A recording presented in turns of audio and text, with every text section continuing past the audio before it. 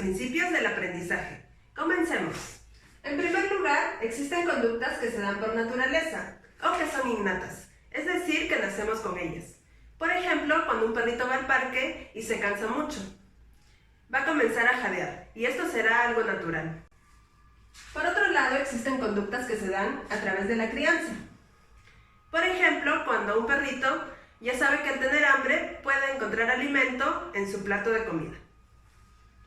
De este versus entre naturaleza y crianza derivó la discusión entre los filósofos griegos Platón y Aristóteles. Por un lado, Platón nos decía que nosotros ya nacemos con conocimiento y lo vamos evocando en nuestras conductas diarias. Por ejemplo, cuando un bebé nace y comienza a tener hambre, iba a evocar su reflejo de succión para amamantar su leche. Por otro lado, Aristóteles se oponía a Platón y nos decía que nosotros aprendemos a través de las experiencias de nuestro día a día. Por ejemplo, cuando un niñito aprende a amarrar sus zapatos por primera vez. De esta discusión entre estos filósofos derivó el versus entre nativismo y empirismo. Por un lado, el nativismo también es llamado innatismo, y de aquí derivó el racionalismo, donde su representante principal fue René Descartes. Él nos hablaba acerca del dualismo entre la mente y el cuerpo. Por un lado, nos decía que la mente controlaba nuestras conductas voluntarias. Por ejemplo, cuando un psicólogo, a través de la escucha activa, presta atención a su paciente. Por otro lado, el cuerpo controlaba las acciones involuntarias. Por ejemplo, el hecho de bostezar cuando estamos muy cansados. Por otro lado, hablaremos del empirismo, donde su representante principal fue John Locke. Él nos decía el concepto de la tabula rasa, donde el aprendizaje se escribía en una pizarra en blanco, a través de las experiencias que íbamos adquiriendo. Por ejemplo, cuando una persona ve las nubes negras en el cielo y ya sabe que va a llover, porque ya antes lo ha vivido. De este versus entre nativismo y empirismo derivó el versus entre estructuralismo y funcionalismo. El estructuralismo nos decía que se ve a la mente como un conjunto de elementos básicos, o como un rompecabezas como en la siguiente imagen. Un ejemplo de esto sería el definir una moneda de 20 céntimos, como un elemento redondo, dorado, metálico, entre otras características. Por otro lado, el funcionalismo tuvo como representante a William James, y él nos decía que el aprendizaje tiene una función o un propósito en nuestra vida. Por ejemplo, cuando un niño es rodeado de un entorno musical en su infancia. Esto puede producir que en un futuro tenga interés por aprender un instrumento o estudiar música. Tanto el estructuralismo como el funcionalismo influyeron en la posterior creación del conductismo. El conductismo tuvo 5 escuelas. La primera de ellas fue el conductismo metodológico de Watson. Watson nos decía que era importante analizar solamente las conductas observables. Por ejemplo, si se quería decir que una persona sabía manejar un auto, se podría observar sus conductas. Por ejemplo, el hecho que sepa usar bien los pedales como acelerador, freno y embrague. O también el uso de la palanca de cambios, entre otros. Luego tenemos el neoconductismo de Hull. Hull nos decía que también era importante analizar las conductas no observables y los medía a través del uso de las matemáticas. Por ejemplo, si se quería medir el hecho que una persona tenga sed, se podría calcular el tiempo que ésta demora entre una bebida y otra. En tercer lugar, tenemos el conductismo cognitivo de Tolman. Tolman nos decía que los procesos cognitivos o mentales influyen en nuestro comportamiento. Por esto se enfocó en analizar el comportamiento de las ratitas en los laberintos. En este experimento colocaba a la ratita hambrienta en el laberinto y la estimulaba con comida para que se aprenda el recorrido. En cuarto lugar tenemos el aprendizaje social de Bandura. Bandura nos decía que nosotros aprendemos por imitación y observación. Por ejemplo, si un niño crece en un entorno violento, donde sus padres discuten, puede llegar a reflejar estas conductas en la escuela, mostrándose violento con sus compañeros y profesores.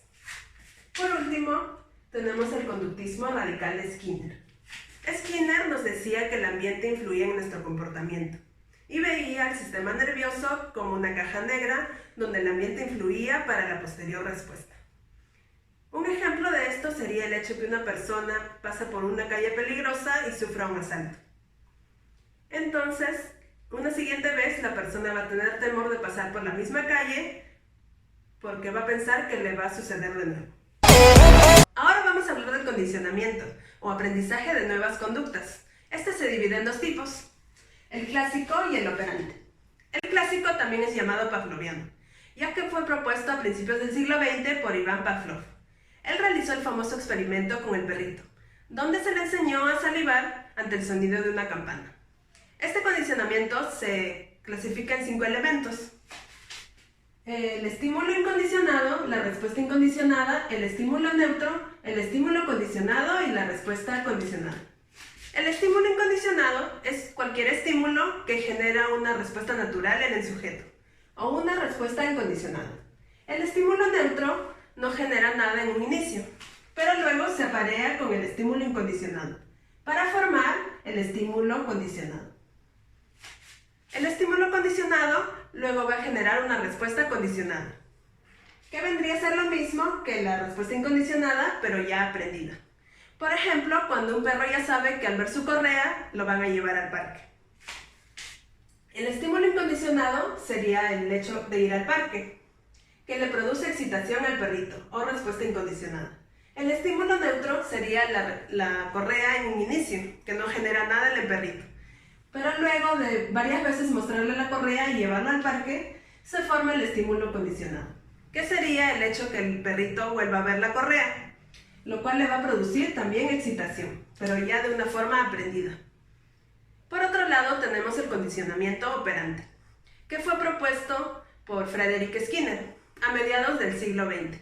Él realizó el famoso experimento con la ratita en la caja de Skinner, donde se le enseñó a presionar una palanquita para recibir su alimento. Dentro de este condicionamiento existen dos elementos principales, los refuerzos y los castigos. Los refuerzos incrementan la conducta, mientras que los castigos la disminuyen. Estos se clasifican de dos maneras, positivos y negativos. Los positivos son dar, mientras que los negativos implican quitar.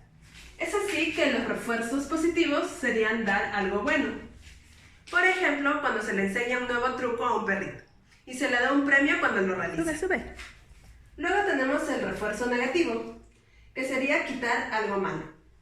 Por ejemplo, cuando un niño está comiendo y dice no quiero mamá acabar mis verduras, la mamá puede optar por quitarle el plato, que le genera desagrado. Y está estimulando el hecho que el niño diga no quiero para no acabar sus verduras. Luego tenemos el castigo positivo, que sería dar algo malo. Por ejemplo, cuando nos portamos mal y nuestra mamá nos regaña. Te vas a tu cuarto. Por último, tenemos el castigo negativo, que sería quitar algo bueno. Quitando algo bueno sería, por ejemplo, cuando alguien no quiere acabar su comida, entonces se le dice que no va a comer el postre. Tanto el condicionamiento clásico como el operante se rigen bajo el modelo estímulo-respuesta, también conocido como ER. El estímulo es cualquier evento que produce una respuesta en el sujeto, mientras que la respuesta es una conducta o respuesta fisiológica. Los estímulos se clasifican en dos, apetitivos y aversivos. Los apetitivos incrementan el deseo de realizar la conducta. Por ejemplo, cuando un perrito tiene sed y va a buscar su agua. Los aversivos disminuyen el deseo de realizar la conducta. Por ejemplo, cuando se le dice no a un perrito para que deje de ladrar. Luego tenemos a las operaciones de establecimiento. ¿Qué es esto? Es cuando un estímulo puede ser visto como apetitivo y también como aversivo. Por ejemplo, cuando un familiar nos escribe después de tiempo, esto nos va a producir alegría y será un estímulo apetitivo. Pero si este familiar nos escribe reiteradamente y sin respetar nuestros tiempos, va a generar incomodidad en nosotros y será un estímulo aversivo. Las respuestas también se clasifican en dos, abiertas y cubiertas. Las abiertas son aquellas que se pueden observar. Por ejemplo, el hecho de saltar. Las cubiertas, por el contrario, son aquellas que no se pueden observar. Por ejemplo, cuando una persona está pensando. Sigamos hablando del condicionamiento. Para que se dé, debe existir tanto la continuidad como la contingencia. En la continuidad se da el tiempo, es decir, que un estímulo le siga a otro. Por ejemplo, cuando un perrito se porta mal y nosotros lo regañamos. ¿Por qué te orinas? En la contingencia se da la predicción, donde un estímulo actúa como predictor de otro. En el mismo ejemplo del perrito, no va a ser lo mismo que lo regañemos antes que realice la acción, ya que esto lo va a confundir. Luego tenemos la habituación y la sensibilización. La habituación disminuye la reacción al estímulo. Por ejemplo, cuando una persona está estudiando y alguien prende música en alto volumen. Esta persona en la habituación puede optar por aislar el volumen alto y seguir en su tarea. Mientras que en la sensibilización ocurrirá lo contrario. Se incrementa la reacción al estímulo. Otra persona puede reaccionar diferente. Puede pedir que le apaguen el volumen o le bajen la música para poder concentrarse. Luego tenemos la adquisición y la extinción. En la adquisición se da el incremento de la asociación de estímulos. Por ejemplo, cuando un niñito hace su berrinche para que le den una paleta y la mamá se lo da, entonces está incrementando esta asociación, que llore para que le den la paleta. Mientras que en la extinción ocurre lo contrario. Aquí se disminuye la asociación de estímulos. Por ejemplo, cuando el niñito hace su berrinche para pedir algo que le gusta y no se lo dan. Entonces aquí están disminuyendo su conducta. El ensombrecimiento de estímulos se refiere al fácil condicionamiento. Esto lo podemos ver en este ejemplo. Cuando un perrito muy inquieto viene corriendo y salta hacia nosotros. Esto nos puede asustar. Entonces, vamos a aislar otros estímulos que puedan estar presentes. Por otro lado, el desbloqueo de estímulos se refiere a la fuerza del estímulo. En el mismo ejemplo del perrito inquieto, una segunda vez que veamos otro perrito inquieto, nos vamos a concentrar en el perrito y no vamos a ver otros estímulos que se puedan presentar. Por último, en la inhibición latente se da el versus entre el estímulo conocido y el estímulo nuevo. Esto quiere decir que el estímulo nuevo va a ser más fácil de condicionar que uno conocido.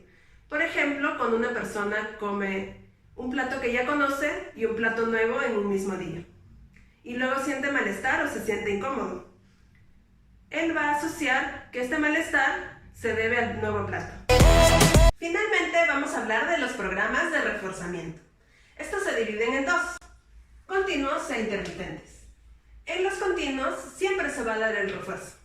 Por ejemplo, cuando un perrito nos obedece a la orden de sentarse y le damos un huesito. Y esto va a ser cada vez que el perrito nos obedezca. Aquí es importante siempre dar el refuerzo, ya que si no se pierde el aprendizaje. Por el contrario, en los intermitentes no siempre se va a dar el refuerzo. Estos se dividen en dos, razón e intervalo. La razón se refiere al número de veces que el ser vivo tiene que realizar la conducta para recibir el refuerzo. Y el intervalo se refiere al tiempo que va a pasar antes que reciba el refuerzo. Estos dos se dividen a su vez en dos más, razón fija, razón variable, intervalo fijo e intervalo variable.